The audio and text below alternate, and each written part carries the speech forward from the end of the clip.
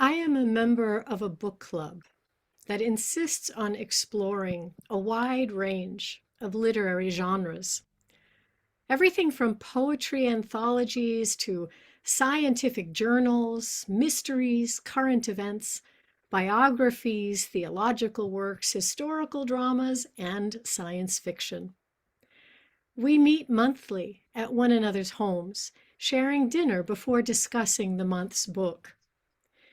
During a recent meeting, it didn't take long for the discussion to drift away from the characters, the plot of the book just read, to despair. Despair about all the political and social and environmental horrors that are brewing in the world today. It was not the first time this had happened. It was just the first time that it happened this quickly. And the first time that we just couldn't manage to shift back to the subject at hand, the book we had read. After much anxiety-filled conversation, a heavy silence filled the room, which I eventually broke by asking if we could each just share our trusted news sources. Because I sensed that part of the stress we carry these days has to do with not knowing if what we're reading, if what we're seeing and hearing is even true, if we are getting full or unbiased information. So we did that. We each shared our news sources, and then someone talked about being preoccupied by and conflicted about thoughts of where to move to if the next election goes in the direction that many predict. Everyone chimed in, admitting to the same thoughts and conflicts. Dread grew as we talked about how many parts of the world are dealing with or are facing similar threats of fascism. Where could we go? And then someone apologetically lifted up the idea that, well, love of democracy should actually be expressed through a willingness to stay and fight for it. And that bailing out is a privilege that few can manage, and that it can also be a horror in and of itself to relocate. The conversation shifted to how unprepared we all feel for that battle on behalf of democracy, especially given the fact that extensive climate change migrations would most certainly be added increasingly to the chaotic mix going forward. There was heavy silence again, a silence in which the ticking of the mantle clock grew louder and more ominous. We all felt it. Time running out, pushing us towards outcomes against which we feel powerless. In the ensuing silence, the word courage rose into my consciousness. Looking around at these wise, caring, and despairing friends, feeling a bit Pollyanna-ish, I said out loud, well, it clearly takes courage to face and talk about all of this. Doing so as we are is in and of itself a form of creative resistance. But when doing so feeds despair, we really have to help each other pivot. We have to be willing to lift each other up so we don't lose sight of life's big and small blessings and possibilities and opportunities, because those are also still always part of the mix. It is a proven evolutionary advantage to be able to notice threats and to imagine worst-case scenarios. It clearly does no good to put our heads in the sand. But when our thoughts are only on our fears, only on our hungers, When we discount our impact upon others, when we can't imagine how deeply interconnected we really are, that adds a whole other disempowering layer to the mix. As our meeting came to a close, there was a palpable reluctance to leave, to get in our cars and drive through the dark woods to our respective homes. So I suggested we spend a few moments first imagining the opposite, imagining best case scenarios, however absurd that might feel. Let's feel our way into what it could feel like if we manage to elect wise, just national leadership in November, I said. What it could feel like if bloodshed would cease and hunger would be sated.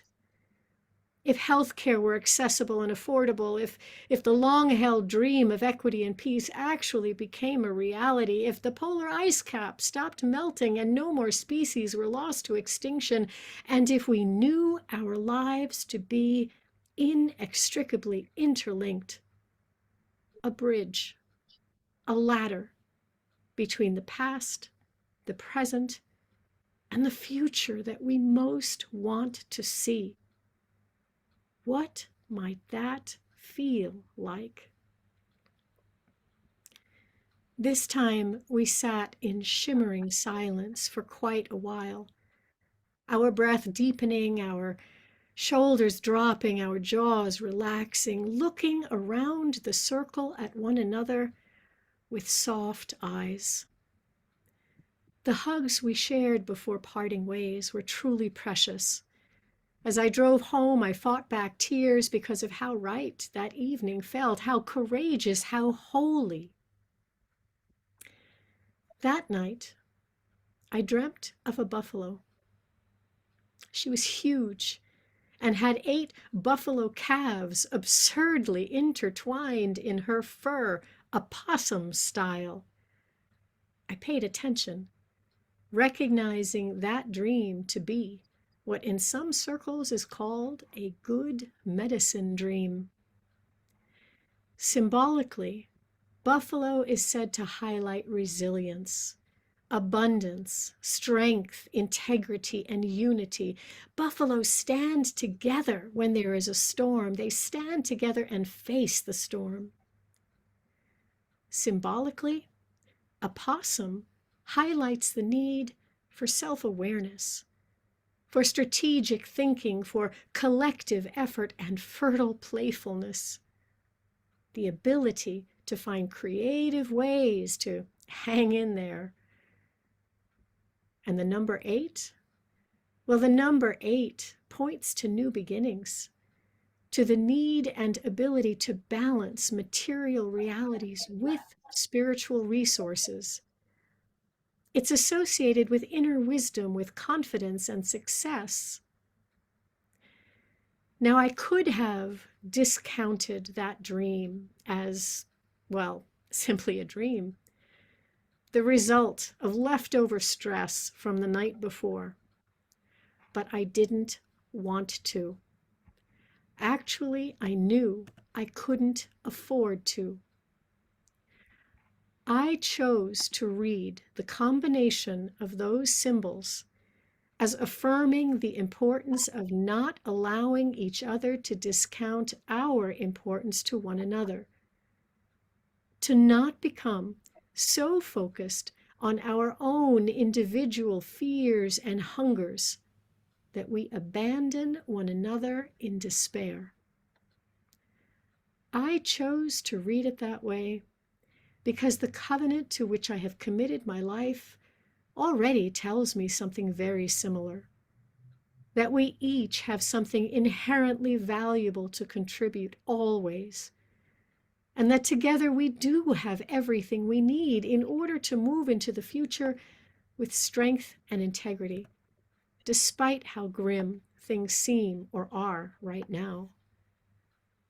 That covenant, now more than ever, reminds me, in the spirit of the story I shared earlier, not to check out. to not respond as those in our meditation did, only to my own needs. Our commitment to being present together matters more than we may know. More importantly, our covenant reminds me that we don't just support for one another the ladder that serves as a bridge between the troubled present and the future of our wildest imaginings. Together, we are that ladder.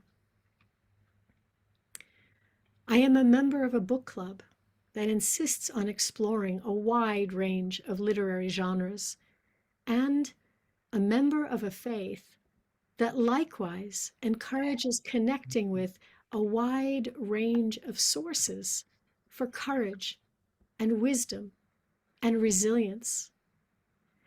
I feel moved to share that I am no longer willing to limit myself to those found in books or historically effective, scientifically proven practices, those considered on any given day to be politically correct.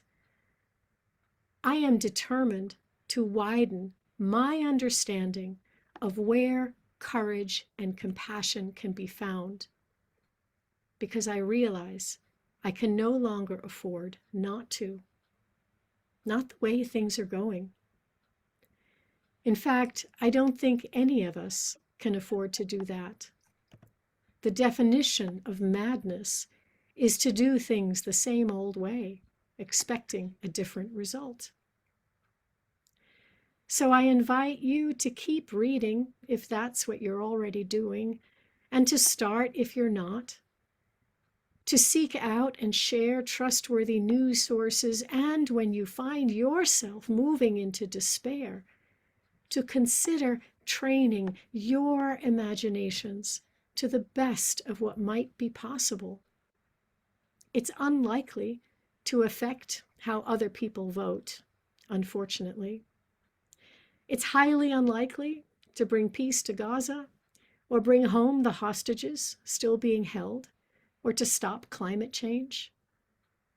But it is likely to help you manage the many fears and stresses of this time in which we live, to help you be courageous and resilient, and in so doing, help one another stay present to a fuller range of realities and possibilities. In closing, I invite you to experiment with paying attention to the symbolism of your waking and sleeping dreams, to consider the subversive power of gathering with the intention of bravely naming fears and vulnerabilities and ideas, and to take the time to breathe, and to always look upon one another with soft eyes, to look upon one another with love. As we move further into this election season, bolstered by our covenant to 8 principles, let us determine to be as present as we can be to the challenges of the present and the future as it unfolds. May we stay open to the possibility, moment to moment, of being pleasantly surprised. May we be heartened and emboldened by that visualization. May it be so.